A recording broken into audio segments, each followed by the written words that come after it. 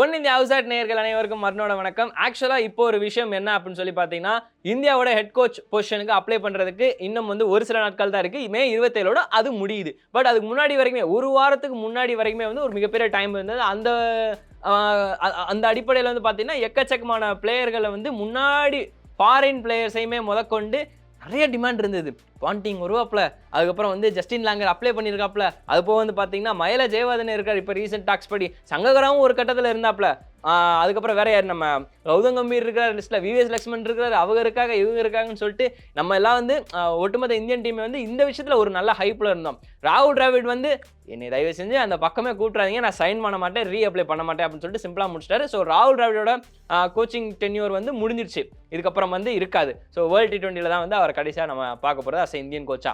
இது ஒரு பக்கம் இருந்தாலும் இப்போ ரீசெண்டா வந்த நியூஸ் என்னன்னா, கேஎல் ராகுல் வந்து ஒரு மிகப்பெரிய குண்ட தூக்கி போட்டாரு அப்படின்னு சொல்லிட்டு ஒட்டுமொத்த இந்தியன் ஃபேன்ஸ்மே வந்து ஒரு குமுறல் விட்டுக்கிட்டு இருக்காங்க. என்ன ஒரு காரணம் அப்படின்னு சொல்லி பார்த்தீங்கன்னா, ஜஸ்டின் லாங்கர் கிட்ட கேஎல் வந்து இப்படிதான் சொன்னாருன்னு சொல்லி ஜஸ்டின் லாங்கர் சொல்றாரு. அதாவது என்ன ஒரு விஷயம்னா, ஐபிஎல் பிரான்ச்சைஸ்ல எப்படி ஒரு ஒரு பிரான்ச்சைஸ்ல வந்து எப்படி ஒரு பாலிடிக்ஸ் ஒரு ப்ரெஷர் இருக்கோ, இதை விட 3 மடங்கு நீங்க இந்தியன் கிரிக்கெட் டீம்ல கோச் ஆனீங்கன்னா இருக்கும் அப்படின்ற மாதிரி ஒரு குண்டு தூக்கி போட்டிருக்காரு. இதை பார்த்து நம்ம ஜஸ்டின் லாங்கர் வந்து ஓ அப்படியா அப்படி இப்படின்னு சொல்லிட்டு இந்த ஒரு காரணத்துக்காகவே நான் ஒதுங்கிட்டேன் அப்படின்ற மாதிரி ஜஸ்டின் லாங்கர் நோ சொல்லியிருக்காரு. ரிக்கி பாண்டிங் வந்து எவ்வளோ பெரிய பேட்டரு, எவ்வளோ பெரிய ஒரு கேப்டன், ஒட்டுமொத்த உலகத்தையுமே திரும்பி பார்க்க வச்ச ஒரு தரமான ஒரு கேப்டன். அப்பேற்பட்ட கேப்டனே வந்து பர்சனல் விஷயமா வந்து இல்லை ஹெட் கோச் வேணாம், நான் வந்து அவே ஃப்ரம் த ஃபேமிலி வந்து என்னால் அதிகமாக டைம் ஸ்பெண்ட் பண்ண முடியாது அப்படின்னு சொல்லிட்டாப்ல. இது ஒன்று. ஆண்டி ஃப்ளவர் வந்து வேணாம்ப்பா, நான் வந்து ரீசெண்டாக ஃப்ரான்ச்சைஸ்க்கே வந்து கோச் பண்ணிக்கிறேன், இந்தியன் கிரிக்கெட் டீம் வேணாம் அப்படின்னு சொல்லிட்டு அவருமே கைவிட்டாரு. இப்போ லிஸ்ட்ல இருக்கிறது ஸ்டீஃபன் பிளமிங், கௌதம் கம்பீர், மஹேலா ஜெயவர்தன, சங்ககாரா, ஹர்பஜன் சிங், ஆஷிஷ் நேரா ஒரு சில டாக்ஸ் வந்தது. அது எந்த அளவுக்கு ரிப்போர்ட்ஸ் படி தான் வந்தது, அது எந்த அளவுக்கு உண்மைன்னு தெரியல. இவ்வளோ இருக்க போகும்போது ஒரு தரமான ஒரு எப்படி சொல்றது, அந்த ஆண்ட பரம்பரைஸ்ன்னு சொல்லுவாங்கல்ல, ஸோ அவங்கெல்லாம் வந்து ஒரு பக்கம் வந்து அப்படியே ஒதுங்கிட்டாங்க. ஆஸ்திரேலியன் சைடில் வந்து இப்போ வரைக்கும் யாருமே இல்லை. ஓகே, இப்போ கிவி சைட்ல இருந்து ஒருத்தர் ஸ்டீஃபன் பிளமிங் இருக்காரு. இந்தியன் கிரிக்கெட் டீம்ல இருந்து ஒரு நிறைய பேர் இருக்கிறாங்க. அப்படின்றப்போ வந்து பார்த்தீங்கன்னா இப்போ யார் வரப்போறாங்க? முக்கியமாக இன்னொரு ஒரு விஷயம், ஸ்டீஃபன் பிளமிங் வந்து இப்போ வரைக்கும் எதுவுமே சொல்லலை. ஆனால் இன்னொரு ஒரு விஷயம், பிசிசிஐ வந்து எம்எஸ் தோனி வந்து கொஞ்சம் ரெக்வஸ்ட் பண்ணியிருக்காங்களா, சார் எப்படியாவது கொஞ்சம் ஃபிளமிங்கில் வந்து கோச்சாக இருக்க சொல்லுங்க சார் அப்படின்னு. எனக்கு தெரிஞ்சு தோனி இதை பண்ணுவாரான்னு தெரியல. பட் இந்தியன் கிரிக்கெட் டீமுக்காக மனுஷன் எவ்வளோ பண்ணியிருக்கிறாரு, மேபி ஒரு சான்ஸ் இருக்கலாம். சரி ஓகே, அது ஒரு பக்கம் இருந்தாலும் பட் ஃபர்ஸ்ட் ப்ரையாரிட்டியாக கௌதம் கம்பீருக்கு வந்து கோச் போகலாம் அப்படின்ற மாதிரி முன்னாடியிலேருந்தே பேசப்பட்டுக்கிட்டு வருது. ஏன்னா அவரோட ஸ்ட்ராட்டஜியும் சரி, இப்போ அவரோட எனக்கு தெரிஞ்சு அவரோட மென்டாலிட்டி பக்காவான ஒரு ஆசி மென்டாலிட்டி மாதிரியே இருக்குது. பீப்புள் வந்து இங்கே நான் வந்து ஸ்மைல் பார்க்கறதுக்காக வரல, நாங்கள் வின் பண்ணணும் அப்படின்ற அஸ்வினோட ஆஷனாவோட வந்து யூடியூப்ல இன்டர்வியூ அந்த குட்டி ஸ்டோரிஸ் வித் ஆஷ் இருக்குல்ல, ஸோ அதில் சொல்லியிருந்தாப்ல I am here to win, I am champion, I am here to win a champion அப்படின்ற மாதிரி சொல்லியிருக்காரு. ஸோ ஒரு பக்காவான மென்டாலிட்டி, தரமான ஒரு மென்டாலிட்டியாக இருக்கிறப்ப மனுஷன். முன்னாடி வந்து அவரை வந்து எல்லாருமே வந்து என்னடா இவர் இப்படி பேசுறாரு அப்படி இப்படின்னு சொல்லிட்டு, பட் இந்த இன்டர்வியூக்கு அப்புறம் ஒட்டுமொத்தமாக வந்து இன்டர்வியூ இல்லை, இதுக்கப்புறம் எல்ஐசி கூட வந்து கோச் பண்ணாப்ல, அப்போ கூட இந்த அளவுக்கு ஒரு அவரை பற்றி டாக்ஸ் வரல, நெகட்டிவ் டாக்ஸ் வந்தது. பட் ஆனால் வந்து கேகேஆரை வந்து ரிட்டர்ன் கேப்டன்ஷிப் மென்டார்ஷிப் பண்ண ஆரம்பிச்சதுக்கப்புறம் அவரோட ரேஞ்சே வேற மாதிரி இருக்கு. ஸோ மைட் பி ஒரு எனக்கு தெரிஞ்சு கௌதம் கம்பீர் ஃபர்ஸ்ட் ப்ரையாரிட்டியாக இருந்தால் செகண்ட் ப்ரையாரிட்டி மஹேலா ஜெயவர்தன போகலான்னு சொல்லிட்டு நான் சொல்லுவேன்ப்பா. மற்ற எல்லாரையும் விட சங்ககாரா வந்து ஒரு பக்கம் இருந்தாலும், ராஜஸ்தான் ராயல்ஸ் மாதிரி ஒரு தரமான ஒரு டீமை வந்து இத்தனை நாள் பேக் பண்ணி கூட்டிகிட்டு போயிட்டு இருந்தாலும், சங்ககாராவோட மஹேலா ஜெயவர்தன போனால் தரமாக இருக்கும். மும்பை மாதிரி ஒரு டீமை வந்து ரோஹித் சர்மா வழி நடத்திக்கிட்டு போனாலும் இவங்களுக்கு பின்னாடி ஒரு மிகப்பெரிய தூணா ஒட்டுமொத்த மழையா நின்று எல்லாத்துக்குமே வந்து நிழல் கொடுத்து அதுலேருந்து பூ கொடுத்து எல்லாத்தையுமே இது பண்ணிட்டு கூட்டிகிட்டு போனார் அப்படின்னா அது மஹேலா ஜெயவர்தன தான். மார்க் பவுச்சருக்கும் மஹேலா ஜெயவர்தனுக்கும் என்ன ஒரு வித்தியாசம் அப்படின்னா, 2 பேருமே வந்து ஐபிஎல் ஆக்ஷனில் ஒரு டீசெண்டான பிளேயர்ஸ்லாம் இல்லை, மஹேலா ஜெயவர்தன தலைமையில் தரமான பிளேயர்ஸ் இறக்கியிருந்தாங்க. 2015 ஒரு கப்பு, 2017 ஒரு கப்பு, அதுக்கப்புறம் வந்ததுக்குமே வந்து பார்த்தீங்கன்னா இன்னொரு ஒரு கப்பு அப்படின்றப்போ சூப்பராக இருந்தது பார்க்குறதுக்கு. ஆக்சுவலாக ஒட்டுமொத்தமாக வந்து பார்த்தீங்கன்னா என்ன சொல்கிறது, கிட்டத்தட்ட ஒரு சூப்பரான ஒரு சம்பவமே பண்ணிட்டார் அவரோட கோச்சிங்கில்.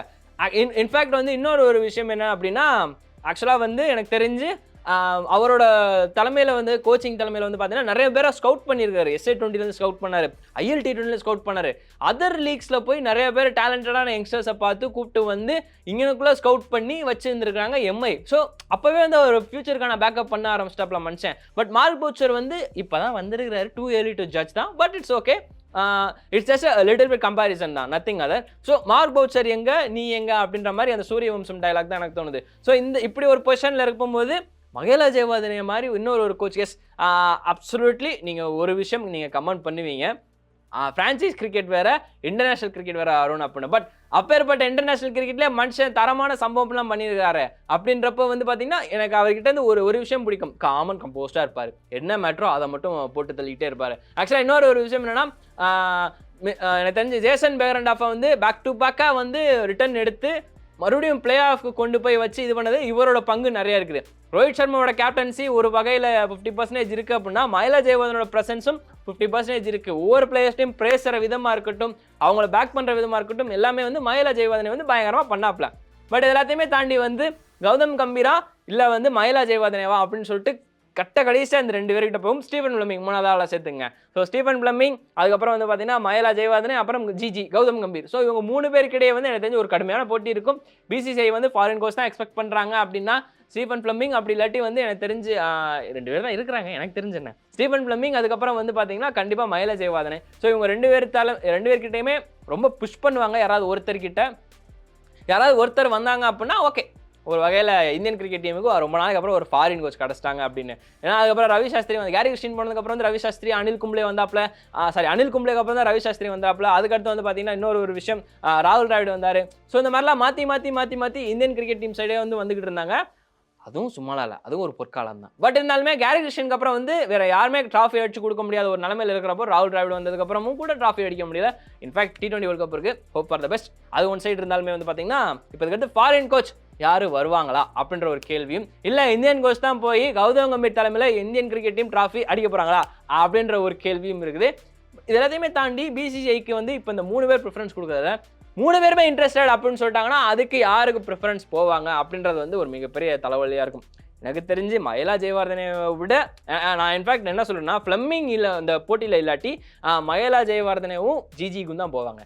சப்போஸ் 3 பேருமே இன்ட்ரெஸ்டட் அப்படின்னாங்கன்னா மகேலா ஜெயவர்தனை விட்டுட்டு ஜிஜியும் அதுக்கப்புறம் வந்து ஃப்ளெமிங்கும் போவாங்க. இந்த 2 பேரில் வந்து அவங்களோட தாட்ஸ் எப்படி இருக்குது அப்படின்றத பொறுத்து எடுப்பாங்க.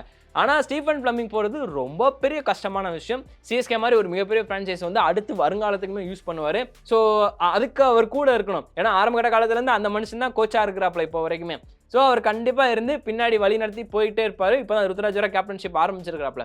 ஸோ கண்டிப்பாக ஃப்ளெமிங் மாதிரி ஒரு எக்ஸ்பீரியன்ஸான ஒரு கோச் வந்து தேவைப்படும் அப்படின்றத 100க்கு 100 உண்மை. அவர் சிஎஸ்கே மாதிரி ஒரு 5 டைம் சாம்பியன்ஷிப் படித்த ஒரு தரமான ஒரு ஃப்ரான்ச்சைஸை விட்டுட்டு இந்தியன் கிரிக்கெட் டீம் மாதிரி ஒரு மிகப்பெரிய ஒரு விஷயத்துக்கு போவாரா அப்படின்றது வந்து எனக்கு தெரியல. அது வந்து அவர்கிட்ட தான் கேட்கணும் அப்படின்ற மாதிரி தான் எனக்கு தோணுது. ஸோ இப்படி இருக்க போகும்போது வந்து போட்டி 2 பேருக்குள்ள மகேலா ஜெயவர்தனே 3 பேருக்குள்ள இப்போ 3 பேரில் யார் இன்ட்ரெஸ்டடாக சொல்கிறாங்களோ அவங்க 2 பேருக்குள்ள இல்லை ஒருத்தர்கிட்ட புஷ் பண்ணலாம். இல்லை 2 பேர் இன்ட்ரெஸ்ட் இல்லை ஒருத்தர் மட்டும்தான் அப்படின்னா அவங்களை புஷ் பண்ணலாம். பட் ஜிஜி வந்து இப்போ வரைக்கும் அதை பற்றி ஒரு டாக் கூட பேசலை. ஆனால் நிறைய விஷயங்கள் சொல்லியிருக்காரு. இன்ஃபேக்ட் இந்தியன் கிரிக்கெட் டீமில் இது சரியில்லை அது சரியில்லை அப்படி இருக்குது இப்படி இருக்குது அப்படின்னு ஆஷனா பற்றி நிறைய விஷயம் சொல்லியிருக்காங்க. நாக் அவுட்டில் வந்து ஆஷனாக்கு இருக்கிற ஆவரேஜும் பெஸ்ட் ஃபிகர்ஸுமே தரமாக இருக்குது. ஆனால் உங்களையும் நாக் அவுட் டோர்னமெண்ட்டில் யூஸ் பண்ண மாட்டாங்க அப்படின்னு. ஏன் ரீசெண்டாக வந்து ஆர்சிபிக்கும் RRக்கிடையே நடந்த மேட்ச்சில் வந்து ஆஷனா தரமான ஒரு ஸ்பெல்லு போட்டாப்புல விக்கெட்ஸ் எடுத்தாப்புல. ஸோ அவரோட பொட்டன்ஷியல் வந்து கௌதம் கம்பீர் மாதிரி இருக்கிற ஒரு பிளேயர்களுக்கு கோச்சுகளுக்கு தெரிய போகும்போது இந்தியன் கிரிக்கெட்டுக்கு தெரியல அப்படின்றது அவரோட ஆதங்கம். அவ்வளோதான் அது சொல்லியிருக்கிறாப்புல அந்த ஆஷனா யூடியூப்ல. ஸோ அப்படி இருக்க போகும்போது ஜிஜி ஒரு பக்கம் இங்கிட்டு நின்னாலும் மகேலா ஜெயவர்தனேவா ஸ்டீஃபன் ஃப்ளெமிங்கா அப்படின்னு சொல்லிட்டு இங்கிட்டு ஒரு பக்கம் 2 பேர் நிற்பாங்க. இதில் வந்து யார் ஓகே சொல்கிறாங்களோ அவங்களுக்கு புஷ் பண்ணி கடைசியாக வந்து ஜிஜியா இல்லை ஒரு ஃபாரின் கோச்சா அப்படின்ற மாதிரி தான் இப்போ இதுக்கு அடுத்து பேசப்படுவாங்க அப்படின்னு தான் சொல்ல வேண்டியதாக இருக்குது. பார்க்கலாம் இதில் வந்து 3 பேரில் யார் கோச்சா வர போகிறாங்கன்னு. அவுட் ஆஃப் த பாக்ஸில் ஆஷிஷ் நேரா வரலாம், இல்லை சங்ககரா வரலாம். அது வந்து அது தெரில, அது அவங்களோட விருப்பத்தை பொறுத்து. பட் பார்க்கலாம் யாரெல்லாம் கோச்சா வர போகிறாங்க, யார் மிகப்பெரிய காம்படிஷன் கொடுக்க போகிறாங்க. அந்த மே 27 முடிஞ்சக்கப்புறம் ஒரு வாரத்தில் செலக்ட் பண்ணிடுன்னு சொல்லியிருக்காங்க. அதையும் வந்து பொறுத்திருந்தா பார்க்கணும். பார்க்கலாம் அடுத்தது என்ன மாதிரி தரமான சம்பவங்கள் நடக்க போகுதுன்றதை வேற ஒரு வீடியோவில் இந்த அருண் சந்திக்கிறேன். நன்றி, வணக்கம்.